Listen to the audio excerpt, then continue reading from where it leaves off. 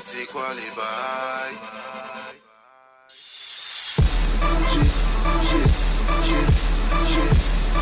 J'ai trop la dalle, d'être le microphone. Rafale de punchline, dis-moi c'est quoi les bails? C'est quoi les bails? C'est quoi les bails? C'est quoi les bails?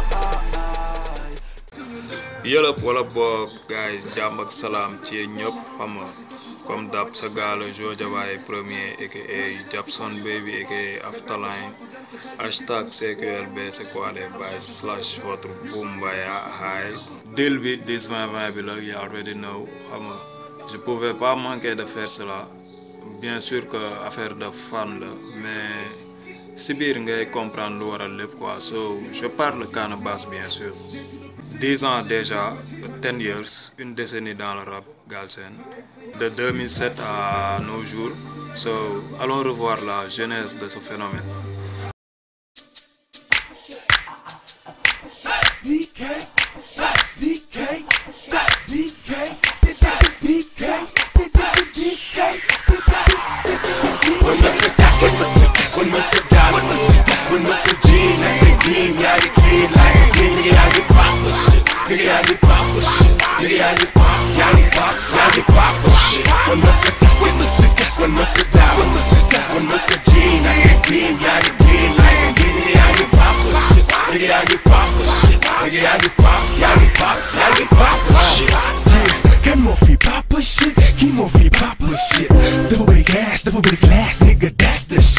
Say to get rad, show me you last. Better hide your bitch.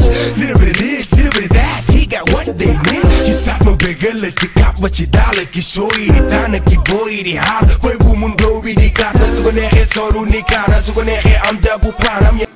Bien sûr qu'il y a des choses qui ont précédé cette vidéo, notamment Hip Hop Feeling, Illegal Scene, son premier groupe avec BF et No Name. Mais Papa Shit est l'élément déclencheur de la carrière de Canabasse en compagnie de 9-2 Real Thug, extrait de sa first mixtape DK South, produit par Bois Sacré de Daraji Family. D'ailleurs, c'est la première mixtape qu'a connu le rap Galsen, tu vois. C'était une première que le rap Galsen voit une mixtape. Dans cette mixtape a participé Nix and Easy, Jumbi, Fat, Fléau, etc. etc.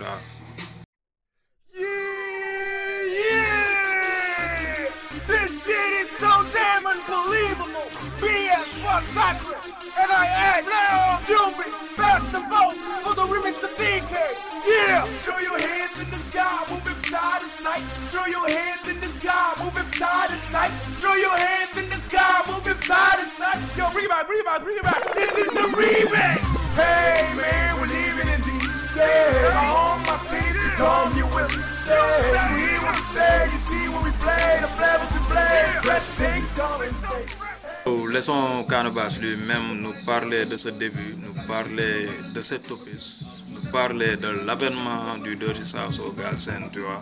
ma dëgërul woon dinaa dute te bu ma dute woon dinaa lâché quoi parce que booy soog a ñëw ak benn affaire bu bees te am ñu bëri ñoo xamante ne dañ siy d'accord mais de l'autre côté dina am ñu bëri ñoo xamante ne beneen bët lañ koy xoolee donc ñooñ bu seen baat gënee jóg rek yow da ngay boo dëgërul da ngay bàyyi quoi te am na ay secteurs yoo doon dem si temps bi baatu ñooñu ko doon gën a dégg tu vois donc am na ñoo xamante ne dañ doon fustiger sama son bi sama style bi ak affaire yooyu parce que peut-être parce que xamuñu ma woon bu baax dañ ma jàppe woon benn fii sa papa benn boy muy taxaw di xaw nga di jéem a rap blow lañ doon wax rap blow lañ doon wax mais au fil des années ils ont appris à me découvrir tamit man je leur ai permis de me découvrir à travers les diverses facettes yu ma leen wan ci samay son parce que traité naa ay son yu bëri. Après ça, des singles ont commencé à fuiter ou à être publiés sur la toile, sur Skyblock. Exemple, Yokkal ce son, Dafa Compliqué, Dina Baax et j'en passe. Jusqu'à la sortie de l'album Yag Bawul Dara de 5e Underground, où dans un son, une pique lui a été adressée directement, tu vois. xeeti party ngeen koy get ci MP3 yeeg iPad yi ngeen si teew di xaar ku fi papa shit dëkkuñ ci pepp na sa maam ak sa papa TV. D'où sa virevoltante riposte avec Lofop, un son où il décharge toute la charge qui pesait sur son dos.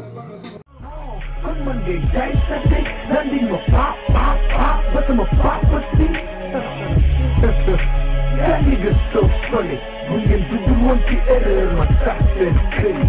Shots and mine, fuck and Mr. Bai do sabay na sayay underground bit poko tele bay na mudese. Jolly yako dese, 1, 2, 3, ba second bata dans le vent. Tax ma taxaw band de play. Low fall. Am na ñu bari ñu doon teg quoi. Ñu doon teg boy bi lii boy bi la am ay pic yu jóge ci son yu bari quoi. Mais le premier beef avec 5e Underground, ça m'a permis un peu de, je suis positif, mais ça m'a permis de parler à tout le monde quoi, si bien son, tu vois ce que je veux dire, de me dire l'offre, me globaliser, les pour le monde de gauche droite, le moment tout me personnifier quoi, non, teg ko sama kanam mic bi ma këpp ko quoi, tu vois, les gars yëpp xam ci lan mooy ressentir par rapport ak gars yi ñuy wax yëpp, et l'offre dafa demoon ba dafa nekk benn hymne quoi, hymne de la haine la Période bu cool ci hip-hop Galsen.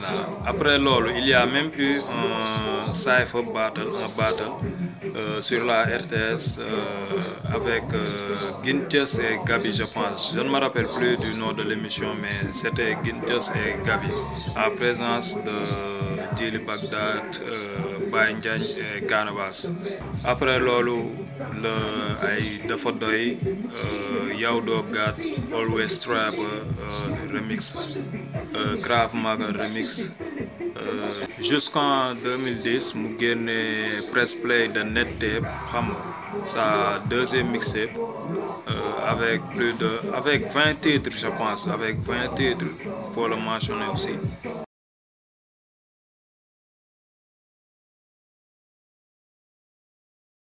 D'ailleurs, avec mixtape bobu, c'est le jëlé Reverb Nation comme support pour exposer sa musique sur le net.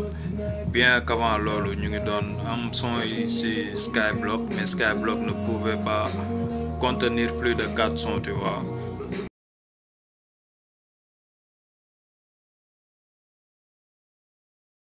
Mais avec press play ci la révolution Reverb Nation bi tàmbale Galsen, xam nga après révolution mixtape bi mu njëkk def ci la ñëw teg révolution Reverb Nation, donc def ay affaires yoo xam ne après gars yi dañuy ñëwaat ci ginnaaw topp si xam nga jël train bi en marche.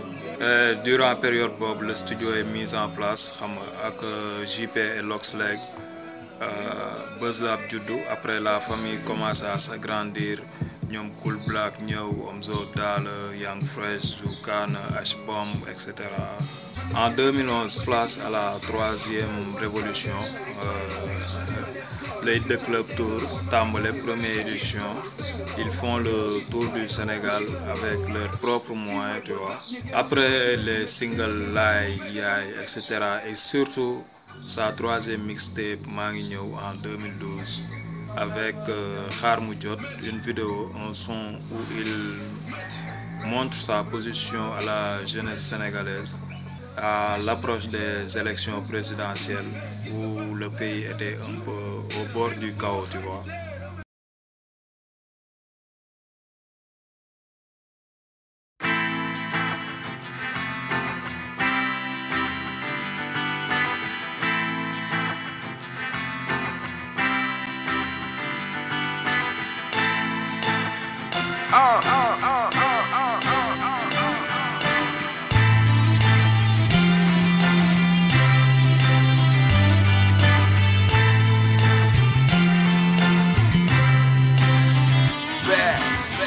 Duma sànni xeer te duma lakk kër jàmm damay xaar mu jot ma daldi sànni sama kaat duma sànni xeer te duma lakk kër jàmm damay xaar mu jot ma daldi sànni sama kaat benn mandarga rek ngay gis ci sama yaram ak indélébile li ma jot a dénku moo ëpp li ñëw ko damay muñ sànni sama kaat.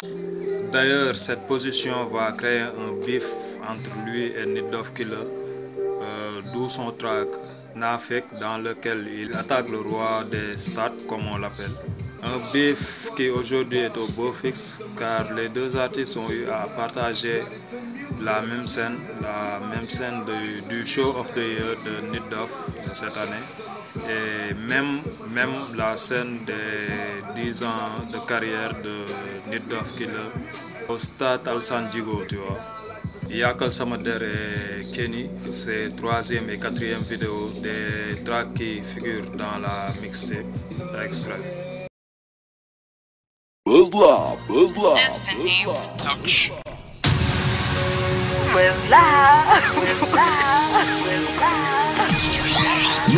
to IamVanay.com. Yo hey, yo hey, yo hey. Wax ma ana lan moo tax ngay hey. Moonte dang may sing saa yu ma rombe. Ma foog ne danga cool ngay yàq sama der. Yeah, yàqal sama der. Maa ngi dermato. Yeah, Mr. Joe. Kon doo ma tere go. Dem naa ba ñëw. Te jóg a go. If life's a bitch, my nigga danga yow. Ndax doo def dara. Dangay toog ni nem zero mouvement ni garab. Te garab sax la ëpp njëriñ day joxe ker. Sa sister nee na ñëpp la gedd ndax doo fer. May xarit baby bàyyil foo bi.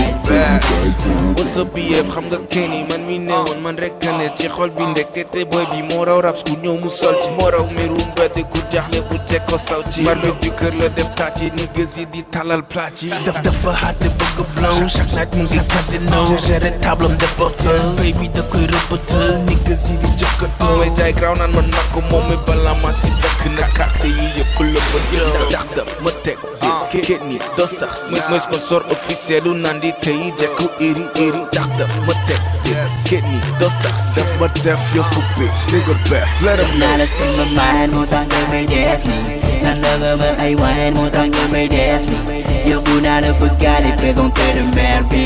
Tax nga ma ni daal may sorry baby bye. Après, c'est les Faux de Buzz, un projet annuel qui regroupe tous les artistes du label, tu vois.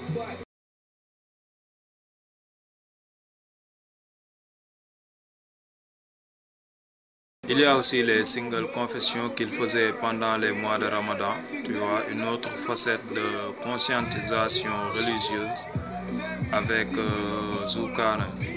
Aussi des singles comme Dellu Gone, Dëgg La, Bégué en feat avec Adiouza ou encore Général font qu'il ne disparaisse jamais sur la scène du hip-hop, tu vois.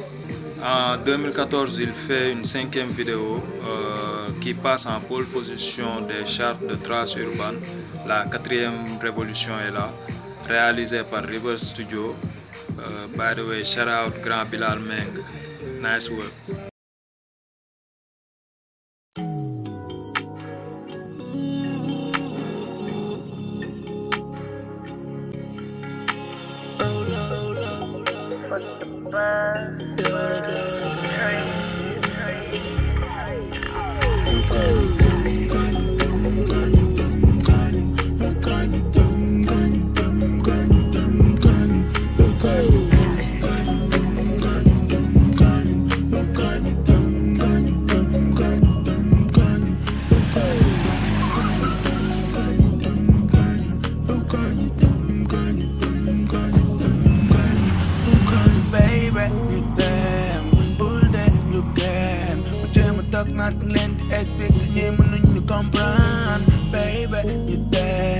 D'ailleurs, cette vidéo sera désignée meilleur clip au Galsen Hip Hop Awards première édition. L'année suivante, il refait la même chose avec Dama Koy Dundu. Une vidéo jamais vue dans le rap Galsen, je dirais même dans le paysage médiatique sénégalais, tu vois. Réalisée à Dubaï. Sacré meilleur clip aux 2e édition du Galsen Hip Hop Awards. Dama Koy Dundu.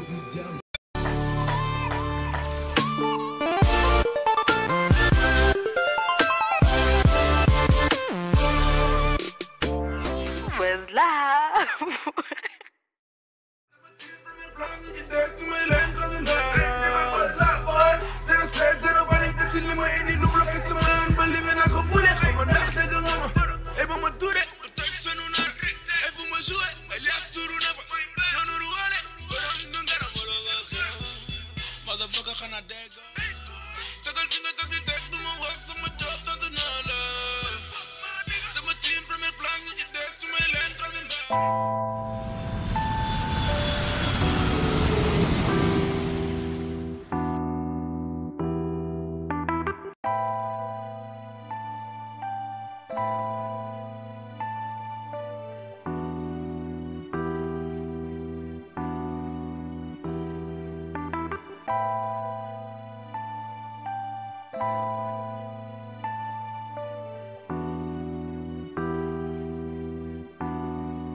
Hey, I could tangle summer town. Hey, latch you summer down. Under none you summer sound. Niggas know how I get down. Hey, dama koy dund nigga.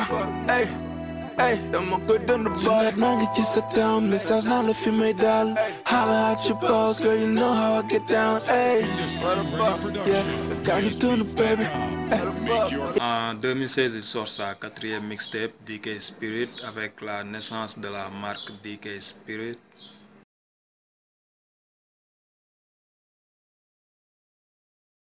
Et cette année, il a sorti 2 vidéos, Aldo à Genève et DPDG, Doute Passe Dougal Gagné, lors de la CAN 2017.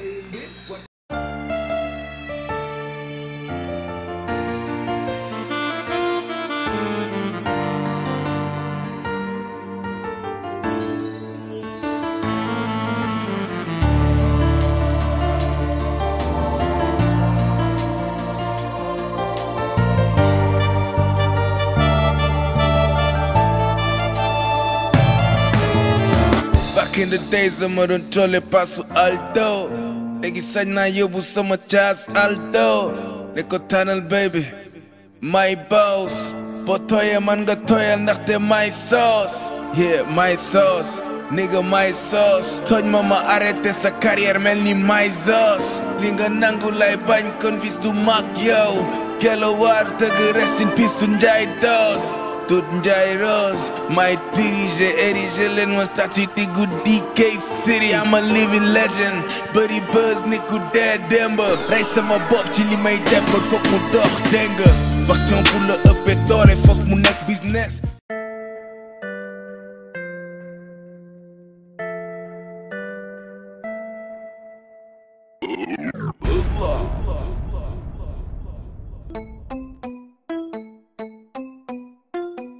Pass dugal gagné, Doute Passe dugal gagné, Doute Passe dugal gagné, Doute Passe dugal gagné. Coupe bi day finance, coupe bi day finance, coupe bi day finance. Bu coupe bi ñëwul jarul ngeen di fi jege. Kañu bi ba léegi wéru, mais 2 ans plus tard ñu dellu. Génne ci nañu drapeau yu teeru, 12e gaynde gi gàddabu. Mayo yu bees yi boy nice nañu, gas ma FIFA bi nee nañ dañu tegu. Gas ngeen ba am entraîneur bien de chez nous. Yox la wan la ne gaynde du le combo. Aussi, il faut savoir qu'il a mis sur pied Buzz la Motion Picture pour la réalisation de vidéos, etc., d'images, et Stimulus, une agence de communication qui sort l'aspect businessman de l'homme himself. Et aujourd'hui, on voit qu'il est un peu plus en position de retrait, tu vois. Et personnellement, j'ai le pressentiment qu'il y a une révolution qui se prépare, tu vois. Que c'est un visionnaire. Bref, aujourd'hui, le plus important pour nous, ma boole sama bopp, parce que si je suis intéressé au hip-hop Galsen, si CQLB a vu le jour, c'est en grande partie grâce à lui. Parce que moom moo ko waral quoi, moo tax tey jii ma déglu hip-hop Galsen, moo tax mooy lii nii yëpp moom la quoi benn sax. So am na benn njukkal buñ ko war a delloo 10 ans et du 10 ans au base kese suñuy 10 ans la. Le plus important aujourd'hui mooy 10-20-20 bi. Big shout out waa WCC Wikana Bass Club, à mon frère Boubs, président WCC, ak gars yi fa nekk yëpp xam nga. Vous avez réussi à mobiliser une grande force toutes ces années, toutes ces xam nga yàgg na quoi derrière votre artiste xam nga may ko doole ba léegi ba tey xam nga am na lu mu ëppalee yeneen artistes yu bëri quoi, mooy doole bi mu am moom ak WCC moom ak public am. Big shout out aussi à Captain J21 my nigga, big up so loolu la deal bi loolu la 10 20 20 le 20 mai à 20h précise au Grand Théâtre entre 10 000 francs VIP 25 000 francs et 50 000 francs doon musique Europe am out.